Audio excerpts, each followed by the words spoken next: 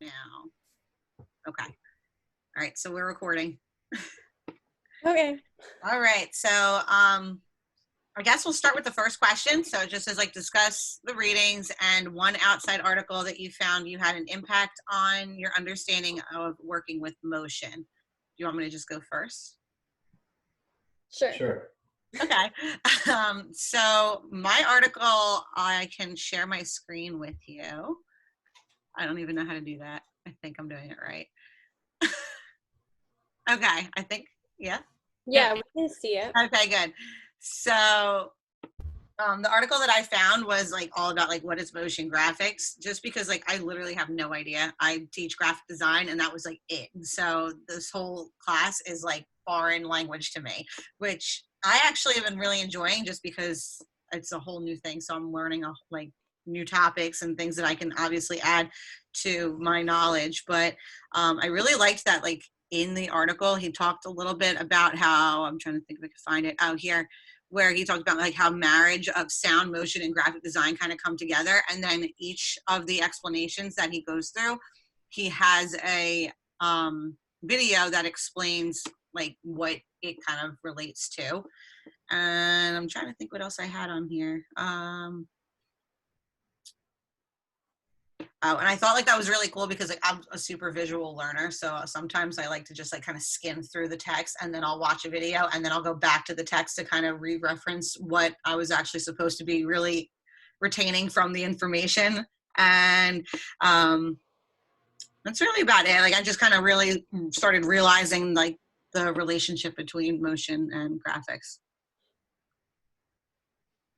How did you share your screen, by the way? So at the bottom, there's like a button that says share screen with like a little arrow. Oh, there it is. Okay. Yeah. It wasn't there earlier. Does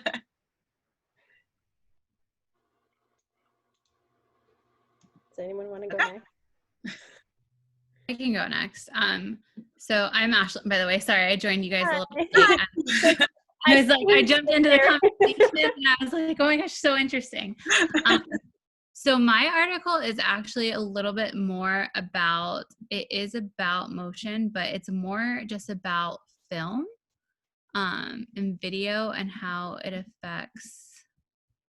Let me just, before I share my screen, I just want to make sure I have it up.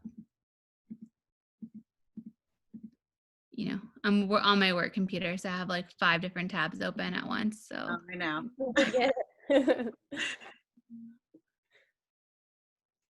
Where did it go? If somebody wants to go next real quick while I just find this again, go ahead. Yes, I can go.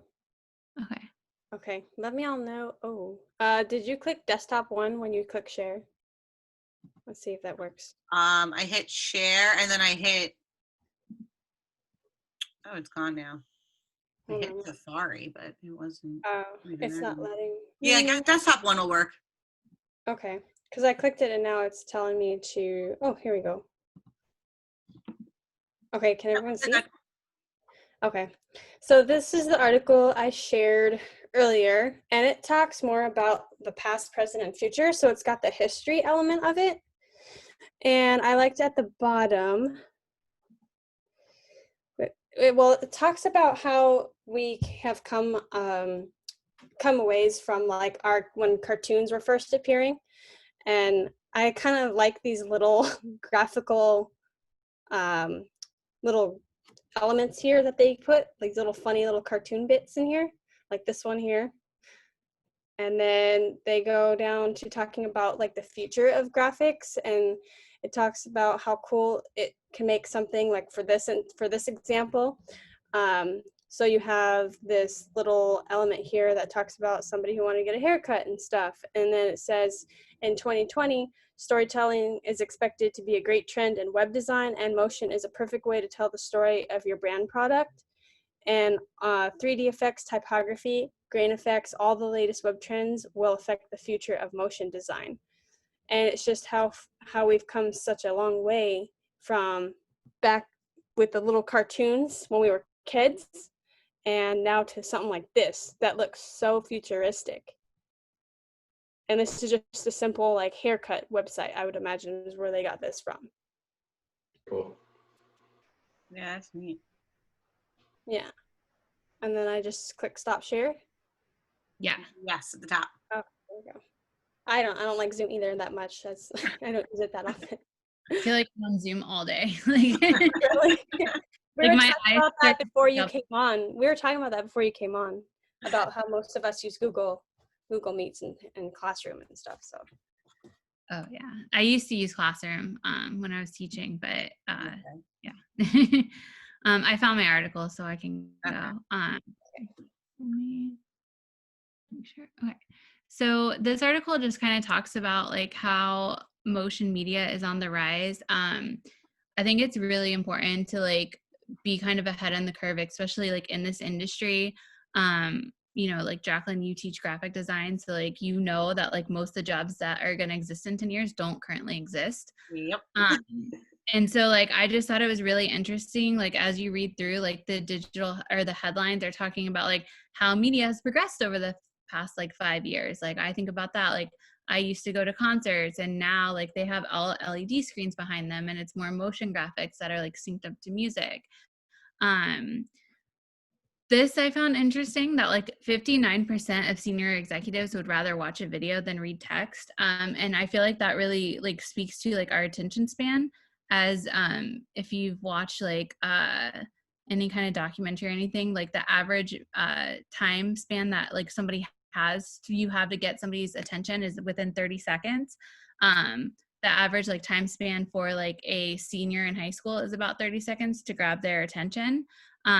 So being able to like watch a video then read text, because like as I think you said, or one of you guys said that like you'd rather look at the graphics and then go back to read the text. I'm the same way. Like I want to look at all the graphics on the screen like a picture book first. And then using video in an email reduces the number of subscriber opt-outs by 75%. I mean, that's, if you're in media, like, and you are a company that builds its revenue off subscribers and, you know, clients, that's a huge marker. That's a huge marker right there. Being able to just incorporate like motion design. Like I work for car dealerships, and like our websites that have motion graphics are like way better than the ones that don't. So even for me, I'm like, oh, this is really pretty. And I just found it like really interesting that like this is citing statistics of like where we are now and how it's come out in the last 5 years, and like it's probably not going anywhere soon. So it's going to be a great career path, I think, for us and those coming up soon. So that's mine. Okay, go ahead. Cool. You want me to go now? Okay. I pasted my notes in an email that I sent to all you guys, but I'm just gonna go off the cuff with that. I'll get back to like my stuff in a second, because that kind of sparks an interest with me. Let's look at like a real, I don't know, company out there right now. And I'm gonna go to troika.tv. Let's see if that, hopefully they still exist. Let me share my screen. I started my career working in Hollywood, like doing clubs and after hours and Coachella. I worked with Motley Crue, Crazy Town. I went to school with Mark. It was fun. I had a crazy life. I worked with Mark McGrath from Sugar Ray. He went to USC with me. I mean, my whole presence was about media and motion. So I started with Creative Few, and hang on, let me get my desktop. This one, I'm sorry. So this is the desktop, okay.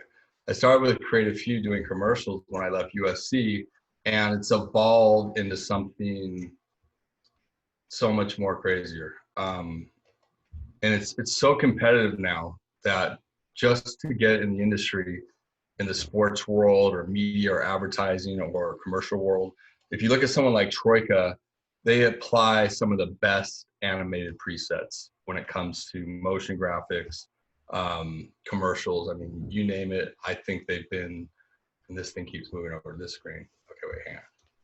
So you can see Troika's website? No, I don't see anything. No, you don't. Okay, so I'm just talking and rambling. I knew this was gonna happen. Share screen. Okay, I want to share screen 1, and it's not working. Desktop 1, do you see it now? Share. Now you see it, right? Yes. Okay, really cool. And this might not be everybody's style, but it's like you have to ask yourself, how are you going to arrive here one day, or how am I going to get with an agency like that, or a car dealership that puts out just like some of the most epic commercials. It's very competitive today. I'm not discouraging people. I just got off a 10-year project doing a television show, and that's why I was showing my stuff. As far as I was so lucky to get behind the scenes and actually create the studio, do animation, shoot, buy the film equipment. I mean, take it from concept to A to Z in like 10 minutes. And it took me 10 years. But the fact of the matter is I look around now and I just moved to Raleigh, and the people out there are so competitive and so scientific and so quantitative and analytical, and just the way they lay things out like we do in our master's program, it was actually kind of shocking to me, because we never did that. We were just like a bunch of cool tattoo kids hanging out in the studio that's, storyboard it real quick and whiteboard it, and the next thing you know, we came up with something pretty cool. I'm not going to get into my website or my portfolio and all that fun stuff because it's just too much, but my case study was based off of the video I sent. And I don't know did you get a chance to see it? It was 5 minutes. So, oh my God, now I can't even find it now. Here we go.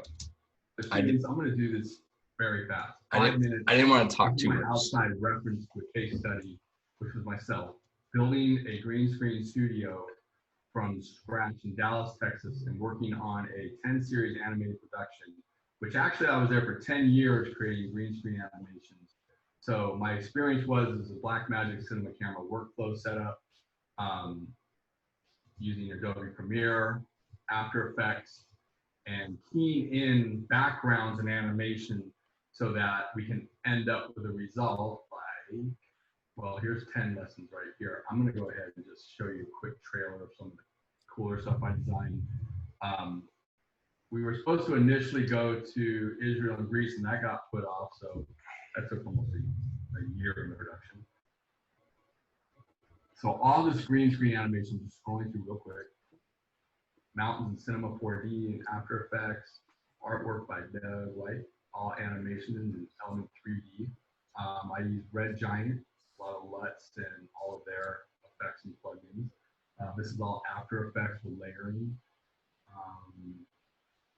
All the talent with family members, animated sequences, and me with costumes, which you just saw right there, and animation.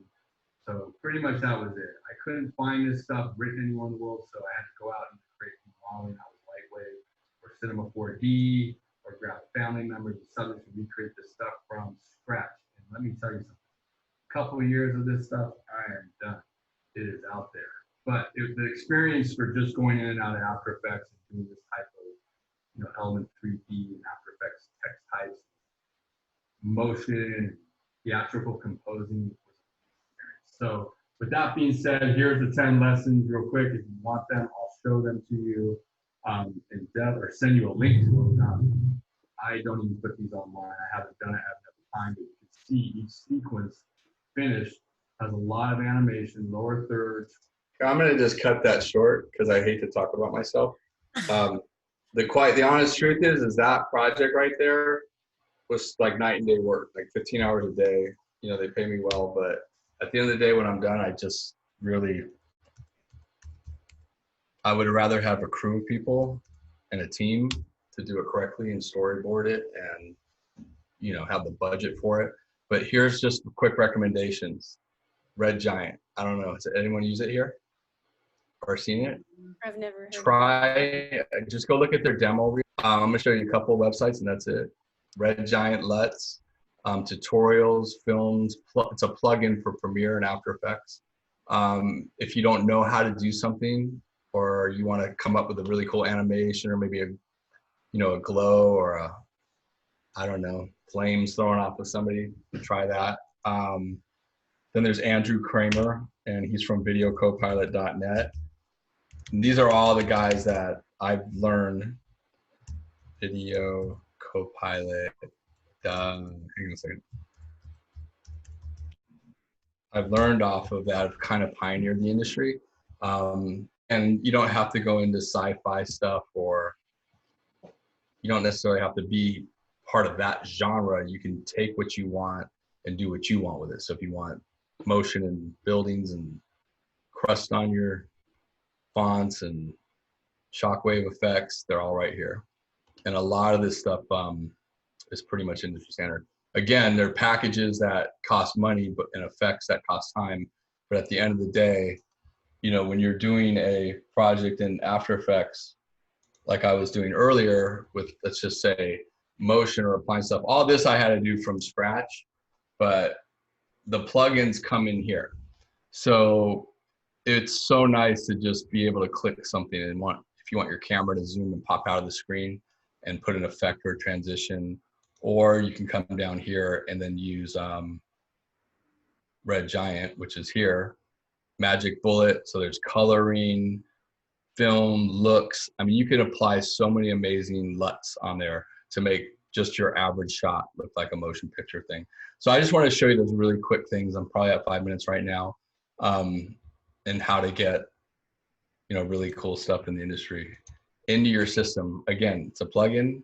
Those are the websites. Record it. Check them out when you have time. Next person. Yeah, absolutely. No, that was really helpful because, like I said, I know absolutely nothing about like film, motion, anything in that whole realm. Yeah. It's fun. I mean, I started with graphic design. Or actually, I started with film at USC Film School. It was a very tough industry to get into. Then I went into web. Then I went back into graphic design, worked for MGM movie studios and did movie comps, you know, doing artwork. So that really got me into graphic design. But then after that, when animation came out in film, I just took off. I couldn't stop. It was fun. Yeah. All right, we're going to move on to the next question just because we're like right at 20 minutes now. Find one outside example of motion discussed in class, so either like a motion graphic, animatic, cinematograph, motion poster, etc., and discuss with each other how the example is used in the real world. So I'll just go first since I'm already talking. I used Cinematograph, and I'm like fascinated with them. I started using them a little bit in class just because they're easy to go and convert from like InDesign and Illustrator and Photoshop into like dabbling a little bit in the motion world. So I found this website that has a couple different like cinemagraphs on them, and I really liked this one with the Armani design, and I thought it was pretty relevant to like reality in the real world, just because it can be as if there's a person physically viewing the glasses as if they're the one wearing them and looking and seeing the difference between the two, the blurry versus the clear lens. And I felt like it really engaged the audience because it made them feel like as though they were like kind of like inside the cinematograph, and the motion of the leaves, you can kind of adjust the blurriness versus the clarity, and it just kind of gives it a more of a calm, relaxing feeling rather than like maybe one of the other ones that you can see with like the sparkles from Chanel, or even like the train moving from some of the other examples. But I also felt that each person, I thought this was kind of interesting, I felt like each person can kind of interpret things their own way. So like I felt that the leaves can feel more like calming and relaxing, where somebody else might feel something different. Maybe it could give them anxiety, maybe it could make them feel a completely different way. But overall, the same message actually comes out of it, where the glasses are supposed to make you clear and make you see better versus not wearing them at all. So I just thought that was like a little neat, interesting tidbit that I thought of when I was kind of looking through the cinemagraphs. And I think that's it for this one that I had. That's cool. So whoever wants to go next. I actually did 1 and 2. So I showed an example. So skip over me on 2. I'll go to 3. You guys could talk more. I'll watch. All right, I can go. So I didn't really know, like when we were doing our live session, I didn't really know what a like motion poster was. I was like, oh, it's a movie poster. I'm just hearing wrong, but I wasn't hearing wrong. It is a motion poster. So I just like went and kind of looked, and like this is obviously cool, but like thinking that like the lightning would go in the background. But this just kind of gives like an example of like what it is and how it works and why it's important. And then it shows you like this is really kind of scary, but then like you scroll down and you can see like she's jumping on it, and that like The to suspense. me, like yeah, like I'm terrified, like I'm really scared for her. And then it just kind of tells you like, you know, no additional elements other than like motion were really added. And then this is the poster that I think we talked about in the live session as well, and how it's like how it adds the ring to it. And this is just kind of the article I found because I feel like it just explains it really well. And as somebody that doesn't really know a lot about film, like this is my first like time using After Effects, using any of this stuff. It was really cool to like see the difference. Like this is super cool. Like that one. That was my favorite when I saw it. Yeah. Yeah, I love like Wicked and you know, like Wizard of Oz. So this was super cool. So yeah, it just gives you a really good idea of like what actually is a motion picture. And I thought it was cool because I had no idea and I had to look it up myself. So that's the one I picked to share with you guys. Yeah, I never even like heard of them before until he started saying motion poster. I thought the same thing. I'm like, oh, he's saying it wrong. But then I started looking at it. I'm like, that is really neat. Yeah, and I'm like, how is this not like, I would think now, well, I mean, movie theaters are closed now, but like you would almost think that like the movie boards would be like more interactive, like with people. I think they're getting there. Like touching? LEDs have been so expensive, and now they're just, 3 years ago they were $500,000 for a 10-foot LED, like to put stuff up like that. So my friend has a sign company in Hollywood, so up Sunset, they're starting them. It's just dollars. So I think it's a good time to start practicing and get into that.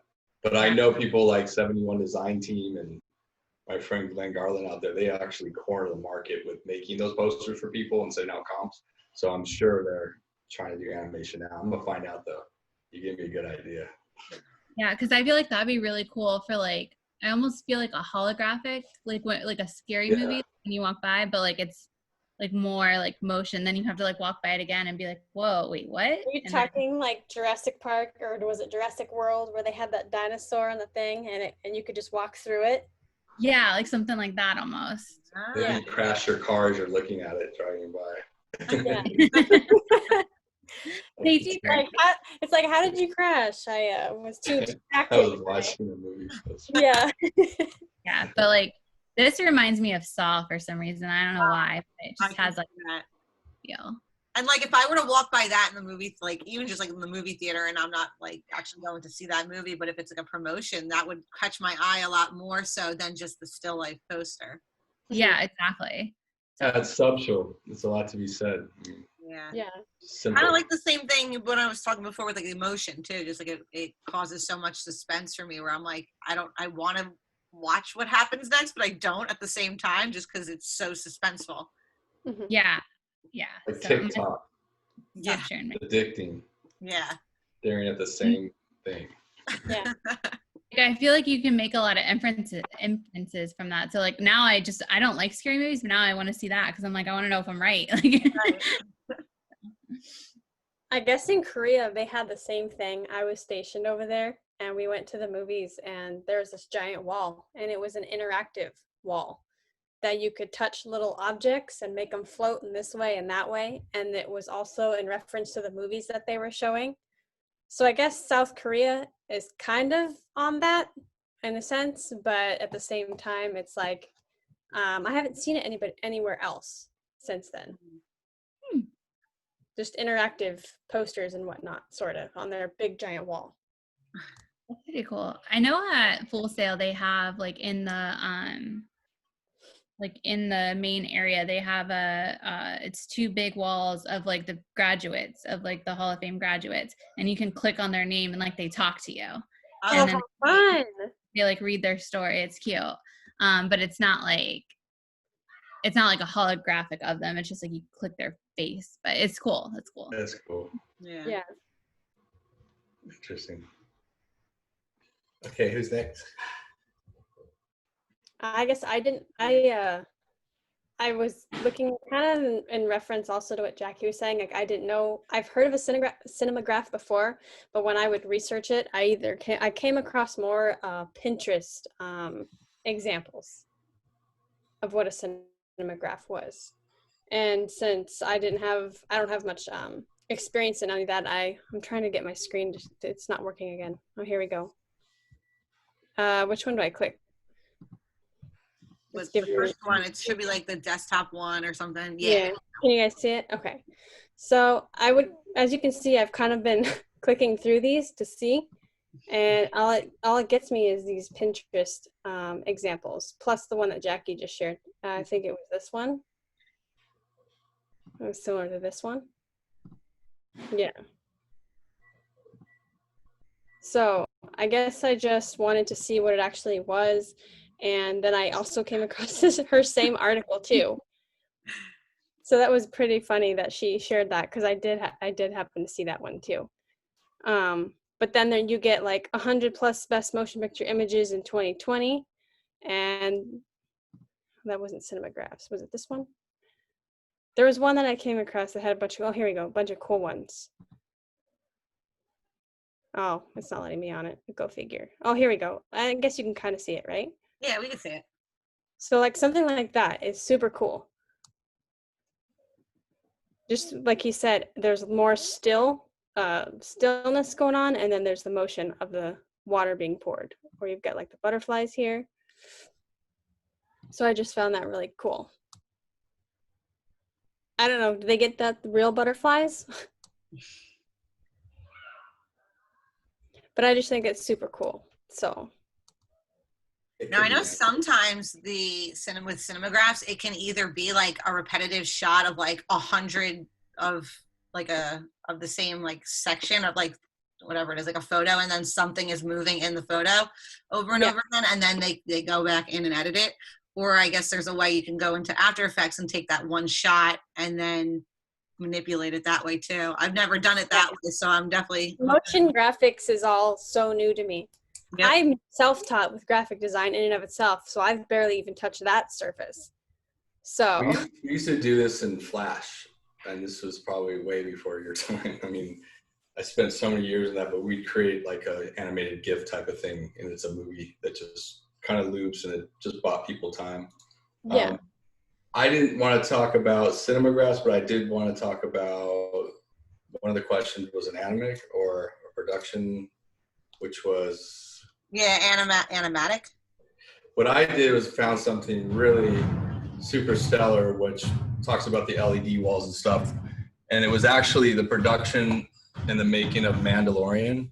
What's been fun about collaborating on The Mandalorian with Lucasfilm and Disney is that we have been able to see through a few technical innovations and a few firsts that I think are going to have a lot of impact on the way television and movies are made moving forward. In partnership with ILM and Epic, we have put together a system whereby which we can have game engine, real-time render, and video wall technology coming together to create a backdrop for... Are we supposed to Big be Beautiful watching what World you're of Star showing? Wars.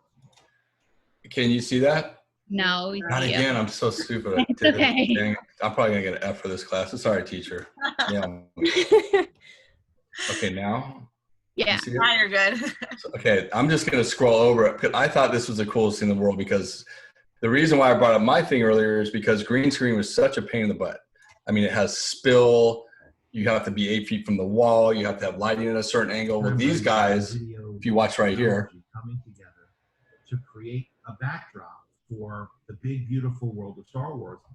The volume is 21 feet tall, it's 75 feet in diameter, run by 7 machines, pumping the visuals onto. so basically, I don't want to make you watch this whole thing. You know, I put the links up if you want to watch it, but they stand in a world with LED screens behind them, and they use Unreal Engine. You can do it instantly. And while they can literally switch scenes immediately. That's insane. You can see them on a large set like that. The same set, the whole movie was filmed. I love Mandalorian. That's so cool. So I'm a geek when it comes to this stuff. So basically, they took all the fun out of green screen and said, you know what? Just throw big screens behind it, throw it in Unreal Engine, play with it so you get the scene and the real lighting. Because what happens is in green screen, you have to custom light it and then do it at the end. So basically you shoot it, everything's really bright and blown out, looks terrible. And then you have to go colorize it and light it and put different angles. It's a nightmare. So when I saw this can't come out, I was a total geek and I was like, wow, that's really cool. So I think that's a lot more like pre-film, like figuring out versus like post-production. Yeah, and now they put masks on people with all these like quick relays. So they're like, instead of pinning, dotting the backdrops and tracking, it just does it right here and matches to the screen. So it's like that. And so I've been trying to figure out green screen for the last 10 years and they came out with this stuff and I feel like I feel like a kid, like I'm not even playing in the right industry. These guys are on a whole nother level. So you want to talk about animation, go browse. We can talk about little cinemagraphs and all the fun stuff and GIF animations. These guys are doing stuff like. It's like a whole nother realm. Yeah, it's just, I don't know. And it's crazy to think like when we watch it, like none of that stuff exists. Like this cool world, like that we've all seen, like none of it's real. Like it's just insane to me that like they can make this crazy thing that like we all love and it's not like it's literally made in a computer off of like, Right. And what took me a week in animation and rendering processors and money like galore, they're doing in 24 hours. They're spitting out these scenes because Wow. they're just pre-rendered, and that's that. Okay, I'm talking too much again. Next. I can move on to the third one just because I think that one's probably a little bit longer because it says to bring in or like discuss your own design work and then talk about like an example of a narrative that you've seen. So I can go first with this one. I kind of already talked a little bit about it. So my design work is kind of limited to just graphic design since that's what I teach. But I started like trying to bring in a little bit more of different realms of graphic design. And then I also incorporate a lot of photography into my teaching just because that's something that I strongly, I guess, like enjoy doing. And I'm trying to think. I think narratives, like when I actually have students make things in class, narratives can be, like I said kind of before, like all interpreted different ways, and it can provide different emotions for each type of student, however, all present and represent the same thing. So if I show the students an infographic and they create their own infographics, they can create that infographic all different ways, even though they're all doing it on the same exact specific topic. And then they also can go in different emotional ways of doing it as well. So someone can go in a more, like sad way or representing something with tears and sorrow, or somebody else can go in a happy or exciting or suspenseful or whatever the different ways are, but they're still all presenting the same emotion or the same information at the end. So the example that I found was actually a Publix commercial, and it's really, really sad. But at the same time, it's like it has like a happy ending. I'm not gonna like go through the whole thing, and I'm not gonna I'll like I'll just mute it so that I'll just talk over it while it's going. So pretty much all they're saying is that throughout the kids' childhood, you're constantly motivating them, giving them uplifting messages, hoping to be reliable for them, and always be there. And then like through all the different scenes while he's like in kindergarten through middle school and high school, there's always food on the table while he's doing his homework, or there's always food on the table when he's trying to talk through a bad breakup or whatever it is. So there are all these different real life events that people can easily relate to because everybody's been to elementary school, everybody's had homework before and everything else. So I thought it was really relatable with the narrative. And then all the way at the end of the actual commercial, he eventually goes to college and graduates and uses all the tools that his parents taught him through those dinners and snacks and everything else, and eventually graduates. So then the resolution part after that climax of him graduating would be just talking about Publix and having finally success and learning his lessons and everything else. So I don't know, I just thought it was a really nice commercial, which really told that strong narrative and also conveyed the emotion and gave you information as well about the company. Good find. Yeah, thanks. So whoever wants to go next. We're on 3, so I did mine on Yeah. Animate. Who's next? I guess I can go next. I don't have, like I said, much experience in motion graphics either, and obviously not as much with graphic design. I've started kind of like my own Instagram page for my work.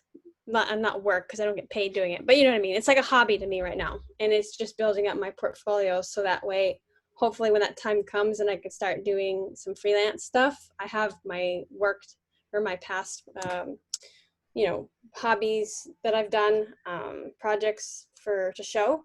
So this is my daughter. I literally use my kids for everything, pretty much, because that's all I have.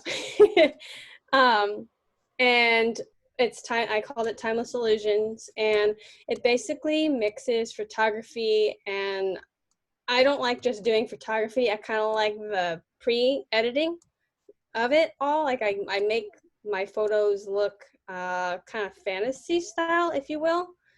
And I'm hoping to one day just work freelance from home, and that way I can just stay at home and take care of the kids and watch the kids and stuff. But I also whatever comes to my mind. Sometimes I'll have a day where I'm just like, I just feel like editing something and I just want to make something for fun. So I literally just have this up and I put my stuff up there, and slowly I'll gain followers. But that's not the most important thing right now. The most important thing for me is to just get experience. It still looks like you're on the right page though, because it still looks like a design company, whether it's your family or not. Really? Yeah, I mean, some people just put up family and they're not playing by the right rules, but you look like you're an actual graphic designer or photographer. So Yeah. the theme's blending. I like it. I'm trying to learn mixing layers together. It's called is it composition or digital composition? Yeah. Just blend, like taking a simple photo of somebody, whether it's in front of a green screen or a white wall, and then changing it completely to a different background. Like this is kind of what I was playing with that. Yeah, that's cool. Kind of like overlaying different, like you said before, like kind of fantasy, surrealist way of layers and things. Yeah. Like this one, I use different layers and things, just playing around with it and combining this one's just my camera and then lighting and stuff, but we'll see how it goes. And then I just found this cool little clip art picture for as far as narrative designs go. Oh, where'd it go? I don't know if you guys can see it. Can you guys see this over here? Yeah. Okay, it just talks about business strategy and having narrative strategy, because being in graphic design and motion, why can't I think right now? Motion graphics, there we go. You have to have growth and adventure, and there's trials and there's change, and there's all this stuff that you have to go through in order to be successful with it. So that's what I found. I don't have, like I said, much experience in all of this industry, so You'll get it. I'm learning. You'll always be learning. Yeah. So whoever wants to go next. I'll go. So I don't have any experience. I just really I love media, and this is why when we started this class, and the professor started talking about how he focuses on media and how it draws emotion. I wake up early on Saturdays to watch College Game Day specifically to watch the sad story, because I will be in tears about the football players that made it. Publix commercials every year. I make my husband rewind so I can watch it and I cry. Puppy commercials, any of it. So I like knowing what goes into it. And I think it's really cool that you, as a media designer, we're going to have that ability to make the videos of the people coming home at the airports or, doing this stuff. And I don't really have any of my own examples. But this is my it's more of like a movie because it tells like a narrative, but this is like my favorite story from College Game Day. And it is about the Arkansas State coach. And this is like the final thing that I watched on game day where I was like, I'm going to go get my master's in this degree because I was just a mess watching it. And okay, so let me make sure I have it.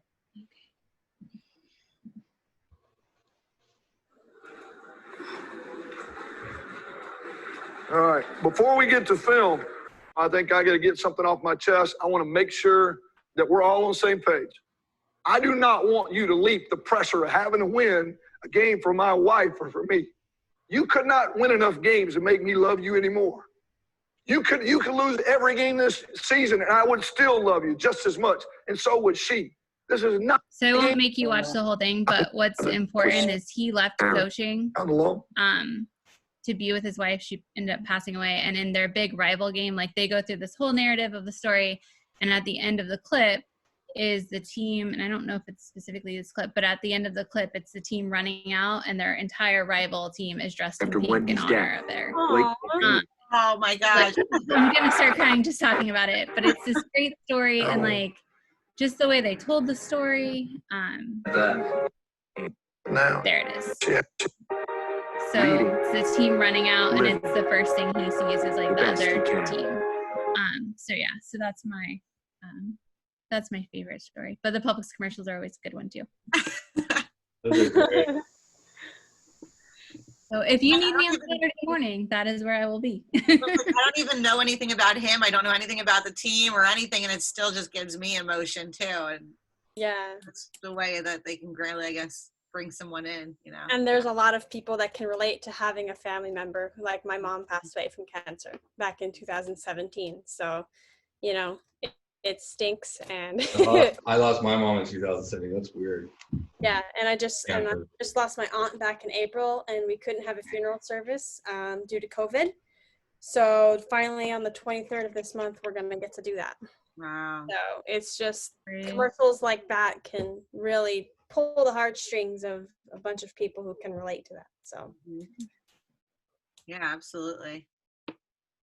Well, and I feel like it normalizes too a lot of, you know, like especially like athletes, like you know, like when you start to kind of hear their stories, it kind of brings them down to earth a little bit instead of these like high platforms that we put them on, and even celebrities too. but they're normal people too. Yeah. So I like being able to have the emotion behind it because I think it's cool. I'm sorry to hear about your mom and your aunt. Yeah. Yeah. Thank you. Did I stop the recording? I think we're good. You're done? All of them? Did we get them all? I think so.